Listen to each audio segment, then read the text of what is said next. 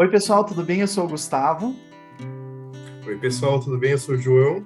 e a gente está de volta com as nossas Geopolabs aqui no canal, com uma presença muito especial do João, que faz parte da nossa equipe, que vai falar desse tema tão importante para a gente, que é a cadeia produtiva da carne hoje no Brasil e no mundo. Bom, pessoal, oi de novo para todo mundo. Eu estou muito, muito feliz e eu estou muito, muito honrado de estar aqui nessa Geopolab de volta. Vocês perceberam que nas últimas vezes aqui no canal a gente não fez muito nos últimos meses, né? A gente não fez muitas Geopolabs. A gente estava na correria, eu estou na correria, o João está na correria, o Fer está na correria, enfim, aquela equipe maravilhosa que a gente apresentou para vocês também, a Luana, que já não faz parte do Redes, mas que ajudou a gente muito também, está na correria lá em Curitiba. Então, assim, a gente está com bastante coisa, mas a gente fez questão de retomar, né, junto com as mudanças que a gente vai ter aqui no canal, né, retomar essa prática que a gente tinha de gravar e fazer essas Geopolabs. Né? E eu estou muito feliz, na verdade, estou muito animado, muito honrado de recomeçar as Geopolabs aqui no canal com o João, né, o João Sassi, João Vitor Lena Sassi, né, internacionalista, mestrando em geografia na Unicamp, né, lá no mesmo programa de pós-graduação em geografia que eu estou participando.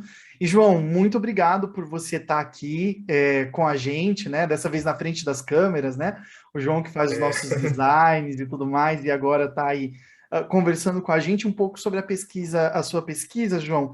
E eu queria então que você se apresentasse de novo para o pessoal do canal, né? Mas agora, assim, falando um pouco mais da sua formação e como raios você parou pesquisando de uma forma ou de outra sobre segurança alimentar, cadeia da carne, enfim, esses temas que você anda pesquisando aí nos últimos anos.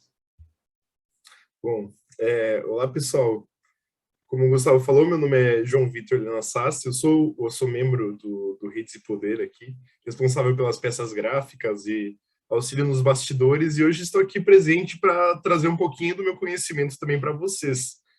Então, eu sou formado em Relações Internacionais, fiz a minha monografia sobre a FAO e os 75 anos dela, e também comecei a falar um pouco sobre segurança alimentar. Essa temática começou, na verdade, pelo fato de eu sempre ter gostado muito de cozinhar e de também começar a analisar algumas coisas um pouco mais de onde que vem o nosso alimento, qual a procedência, como que nós podemos acompanhar melhor isso. E foi o que me chamou a atenção inicialmente.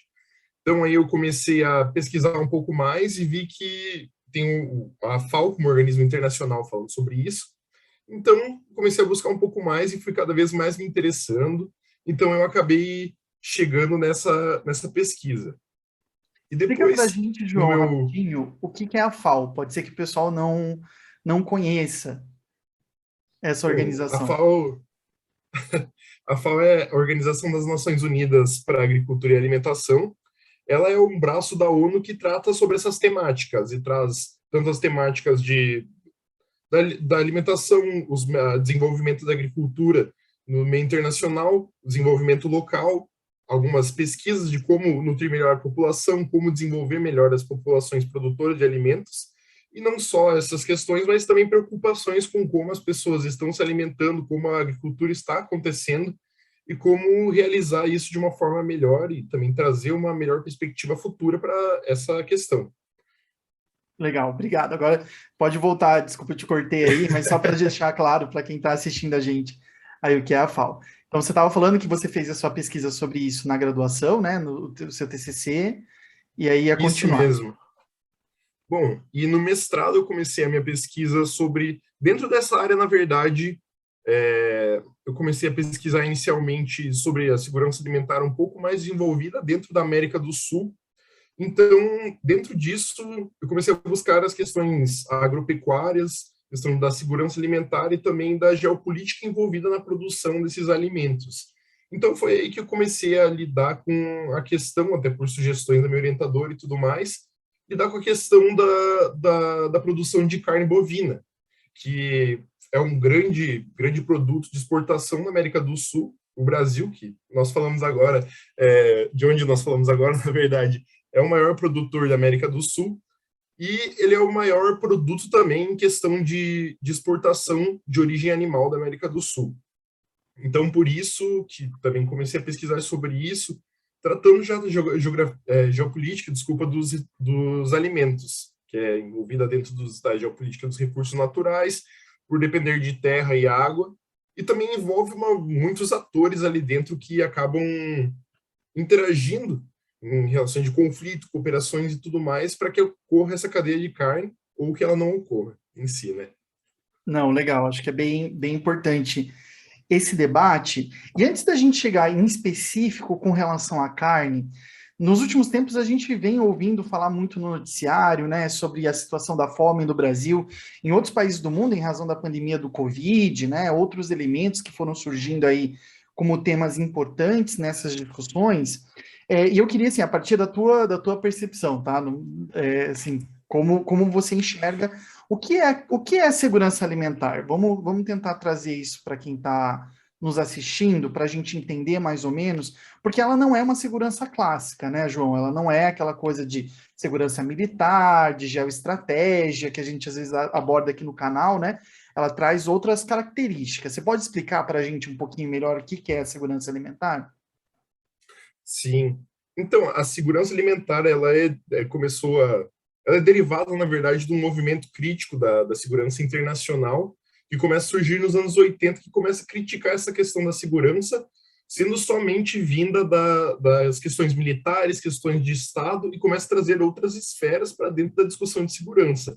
Hum. Então, começam a ser trazidos temas de pautas econômicas, pautas ecológicas, e também nesse meio entra a segurança alimentar, pois é notado ali, a partir dos anos 80, que há uma necessidade de se pensar nisso e como a alimentação ela afeta no desenvolvimento do ser humano e como é um ciclo vicioso se não ocorre essa segurança alimentar. Então, a pessoa não se alimenta direito, ela não consegue trabalhar ou estudar, ela não consegue obter renda ou se desenvolver, então acaba depois não conseguindo também adquirir esse alimento e com isso vai formando um ciclo que acaba impedindo o desenvolvimento dessa pessoa, o desenvolvimento geral também do ambiente que ela se encontra e das pessoas como um todo, né? Então, a segurança alimentar, para mim, e também um pouco, trazendo um pouco da questão do que é para a FAO, a segurança alimentar, ela é quando as pessoas têm acesso ao alimento com qualidade, quantidade, disponibilidade e o acesso também a esse alimento. Então, nesses pontos, quando a pessoa tem esses diferentes pontos de qualidade, um alimento com uma boa qualidade, um alimento que ele não está degradado ou estragado ali, um alimento que ele é em quantidade certa, que a pessoa não necessita se deslocar grandes distâncias para obtê-lo, e também não é um alimento sazonal, ou que a pessoa entende dessa sazonalidade e consegue, a partir dos instrumentos que ela tem, é, adquirir outros alimentos ou produzir outros alimentos para manter a sua nutrição adequada. Não, legal. Acho que é bem importante, né? Qualidade, quantidade e disponibilidade, né? São elementos bem. Acho que até são métricas legais para a gente pensar, né? Porque às vezes a gente tem uma Sim, boa qualidade, mas não tem a quantidade e a disponibilidade, né? Quando a gente pensa, por exemplo, em alimentos orgânicos, né? Eles têm uma altíssima qualidade, mas eles não estão disponíveis até por questões econômicas a outras pessoas, né? Camadas que não tem tanta renda na população, né? Acho que são elementos importantes. E agora, para a gente sim. falar sobre o tópico, né, aqui no Brasil nos últimos meses, que é o seu tópico, né, João? Por que a carne? Por que falar sobre a carne? E qual que é a relevância da gente discutir hoje a cadeia produtiva desse alimento em específico? Conta para a gente. Bom, a carne em si, ela é uma questão que ela não está atrelada somente ao produto em si, carne, o alimento carne, mas ela está atrelada a um status social. Dentro do meio, a gente vê que o consumo de carne, normalmente, ele é atrelado a populações com maior renda, ele é atrelado a o fato de se sentir melhor e também uma cultura brasileira, tanto não só brasileira, mas, na verdade, a gente vê muito na América do Sul a questão do churrasco, a questão principalmente da carne de boi, que é uma carne um pouco mais cara, os cortes também mais nobres, essa questão que já vem atrelada a uma questão cultural, como eu acabei de dizer. Mas ela vem se encaminhando principalmente no Brasil, há um aumento de preço muito grande. Isso não se dá somente pela inflação, mas também pela priorização da exportação da carne, dos cortes melhores para exportação e não para o mantimento interno. Então, o mercado normalmente ele é mais voltado, mesmo grande parte dele sendo para consumo interno, ele tem a volta dessas carnes mais nobres e a priorização do mercado internacional. Então, nós vemos uma diminuição, além da inflação, a perda de empregos devido à pandemia de Covid-19 e também aí uma incapacidade de adquirir a carne de gado, vem cada vez mais trazendo essa pauta para discussão.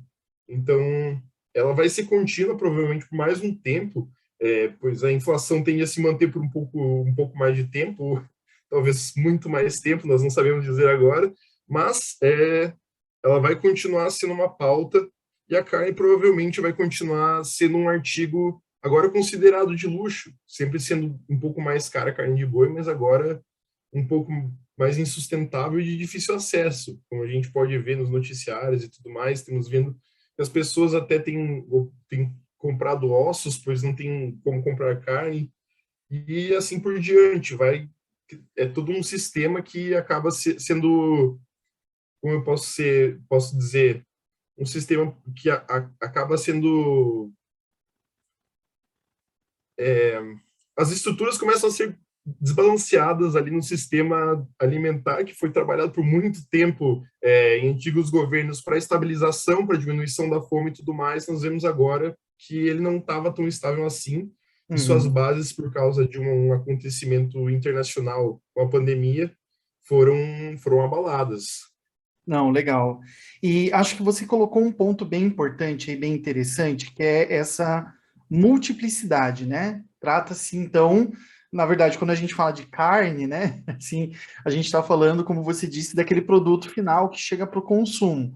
Mas a gente está falando de uma cadeia. Você pode explicar um pouquinho melhor quais são os processos envolvidos nessa cadeia, quem são esses atores que estão aí envolvidos, até para a gente entender um pouco essa composição de preço, ou as consequências principais para o território brasileiro, ou, enfim, né, sul-americano, como é o teu escopo de pesquisa, com relação a essa cadeia produtiva da carne? Sim. Então, a cadeia produtiva da carne ela é dependente inicialmente de outras cadeias, como a cadeia de produção de medicamentos, cadeia de melhoramento genético e também produção de rações e suplementos proteicos que vão ser destinados a esses animais. Depois ela passa para a produção dos animais em si, desde que eles nascem até o período que eles passam para os matadouros e para os frigoríficos, onde eles são, onde ocorre o abate e o processamento que eles retiram a parte não comestível, a parte comestível, e vai para os meios comerciais em si, que daí entram, além dos frigoríficos que distribuem para mercados e para redes internacionais, existem empresas que compram esses cortes em si por fora para conseguir, na verdade, por uma outra parte da cadeia, para conseguir, como posso dizer, mitigar os custos da cadeia em si. Mas acho que o principal, na verdade, que as pessoas pensam na questão de por que o gado causa tanto problema e por que a produção de gado é uma coisa que traz tanto impacto em si, tem a ver com a parte inicial e aí sim os atores que têm um pouco de contraste ali, tanto os atores hegemônicos, que são os produtores de ração, desses suplementos, quanto os produtores de gado, que têm representantes dentro do governo, não só do Brasil, mas também os atores contra-hegemônicos aí, que são populações locais, são ativistas e, na verdade, a população que pensa a respeito dessa questão da conscientização contra o desmatamento, que é utilizado principalmente para abrir espaço para a produção de gado, em si como pasto, ou também pode ser para a produção de soja ou milho, que são os dois principais produtos utilizados na ração dos animais. Então aí nós vemos grandes empresas, grandes frigoríficos, trabalhando para conseguir custear, deixar, na verdade, um pouco mais barata essa produção para o agricultor, o governo trabalhando, na verdade, uma bancada trabalhando no governo para facilitar para esses produtores, e também uma construção de um processo ali até chegar daqui, chegada no nosso prato em si, né? Eu não Não, sei se eu legal. respondi essa pergunta, mas Não, é uma cadeia super complexa, né? Que tem na sim, terra e no comércio, digamos assim, né? Nas relações comerciais, uma relação muito importante, né? A gente vê esse sim, uso extensivo da terra, né? Eu venho já há algum tempo insistindo na ideia do Grande Chaco, né? Ou seja, essa grande região no interior da América do Sul que se tornou o grande, né, agronegócio exportador, não só de carne, mas também de grãos, né? Enfim, de outros elementos importantes que acabam, de uma forma ou de outra, impactando nas relações territoriais mesmo, né? Como você disse, impactando no Congresso, impactando, enfim, em outras instâncias, né? Possíveis também, enfim, que são elementos importantes.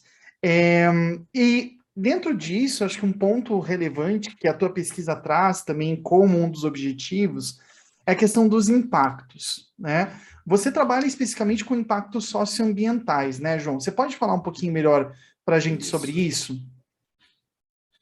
Então, os impactos socioambientais, na minha pesquisa, por enquanto, eu acabei dividindo entre os impactos ambientais e sociais, mas que os dois eles se reúnem, pois eles são interdependentes. O ser humano ele é dependente da natureza e dependente do ambiente que ele está.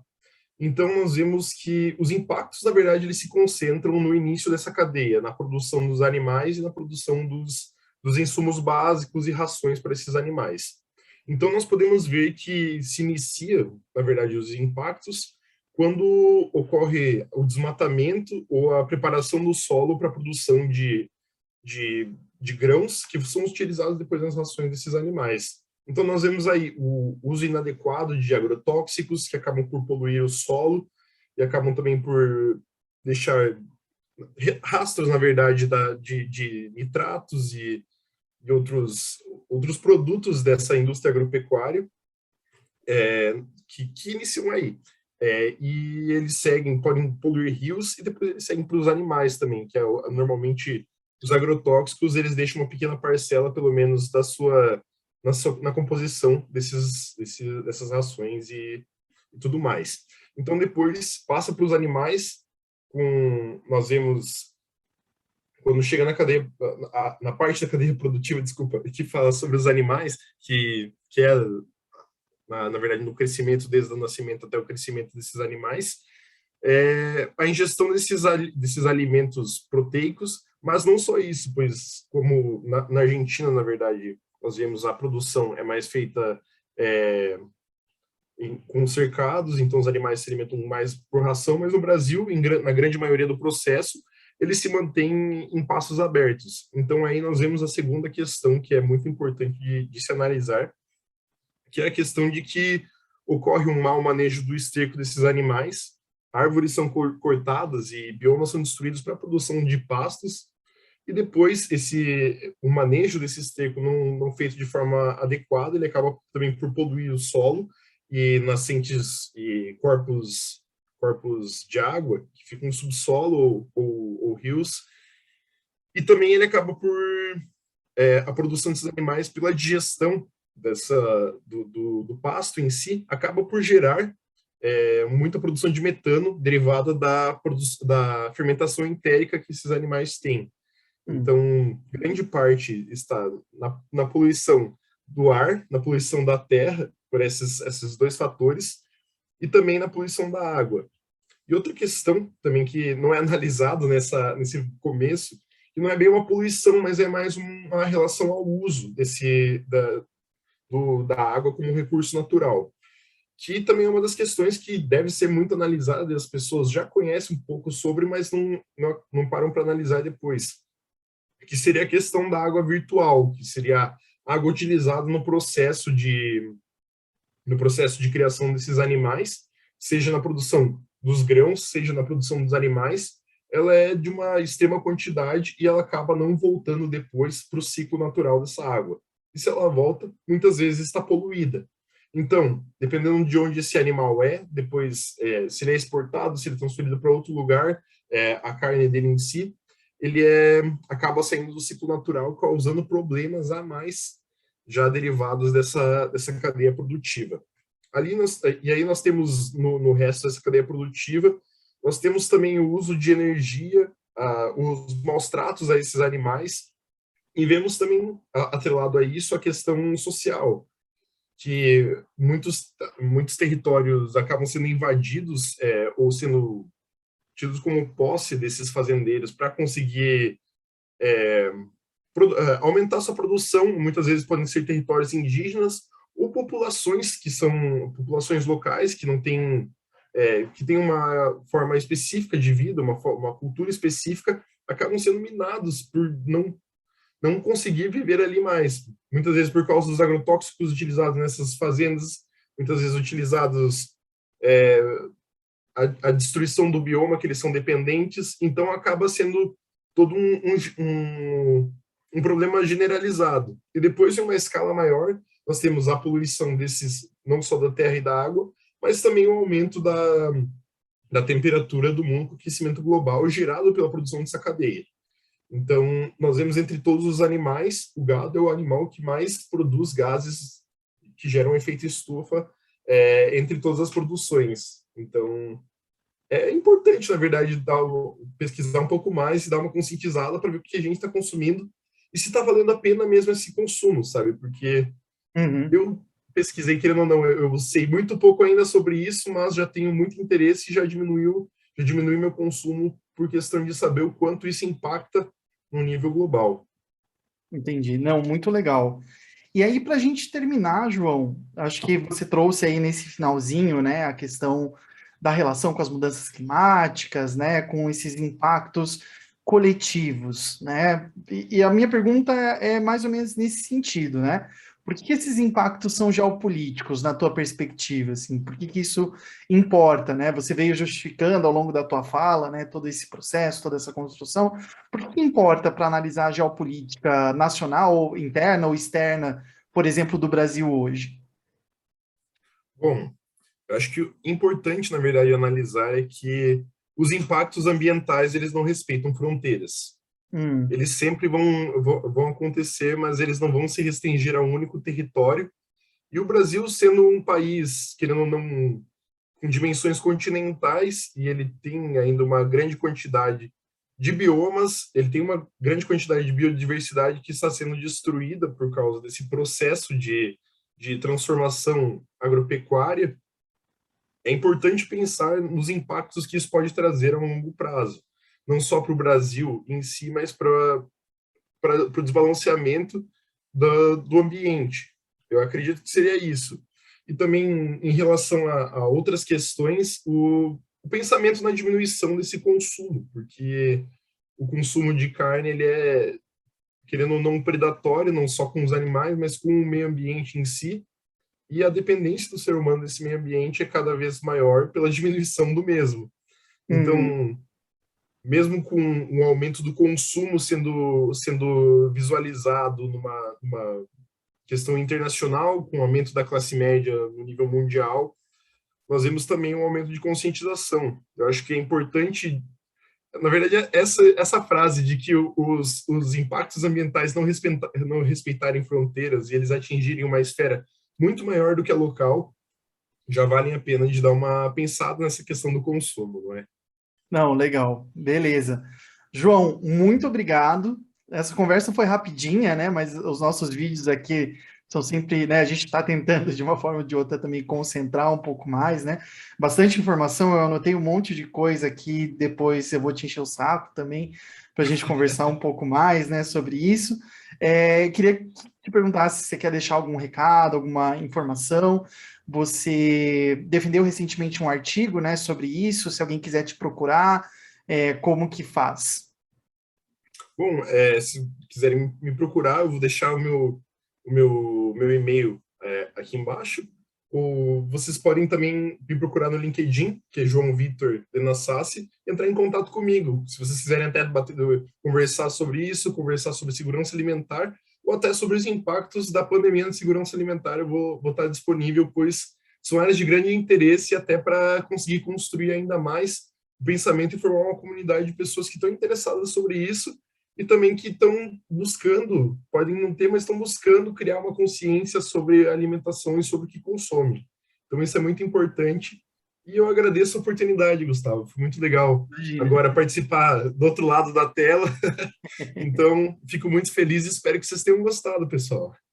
Eu que fico feliz, imagina, de ver você aí desenvolvendo a tua pesquisa. Obrigado, viu, João? Pessoal, essa Muito foi a nossa obrigado. conversa hoje e a gente se vê na semana que vem, então. Até mais.